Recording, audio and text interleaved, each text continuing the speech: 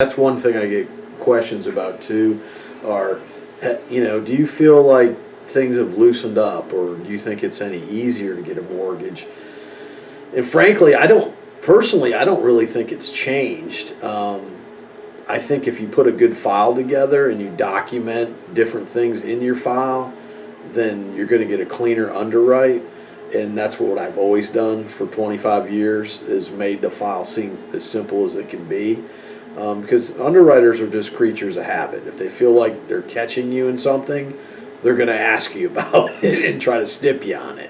But if you explain it going in and do the proper research up front, then that's the best way to do it. I always say it's not how you start the race, it's how you finish it.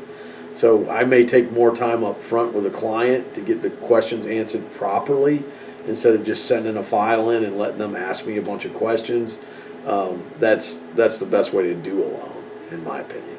From talking to the client initially and gathering their information, we usually get a brief application from them on the phone, and then we have them give us in essence their last 2 years tax returns, let's say, their W-2s, their pay stubs for 30 days, like the last 30 days pay stubs, usually the last 2 months bank statements. We get all pages of their bank statements, not just the first page. And that's in essence what we look at initially. Some people are self-employed, so we not only get personal tax returns, but if they file a business tax return, then we get those as well. And we look at, we look at their income and just figure out exactly what we're going to use for their income.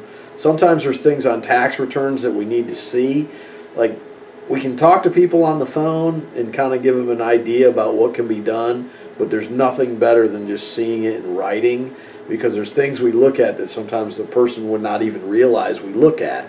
Sometimes people write off expenses. They might have unreimbursed expenses for mileage, or clothing, or uniforms, or things they have for work, and we actually deduct that from their income, which can actually cause a problem sometimes.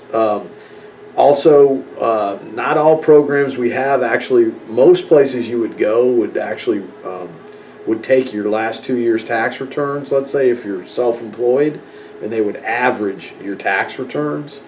We actually have a program that we can actually do 1 year's tax return.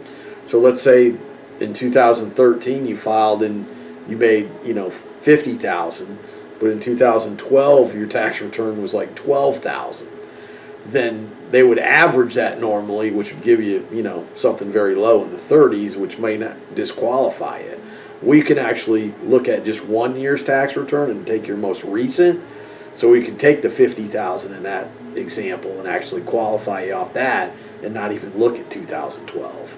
So that actually is a big advantage, because a lot of places can't do that. Normally, some local banks and things like that will average your tax returns. But that's primarily a list of what we normally get. And then once we look at your information, there may be questions we have on what you gave us, but that's traditionally the list of items that we would need from you.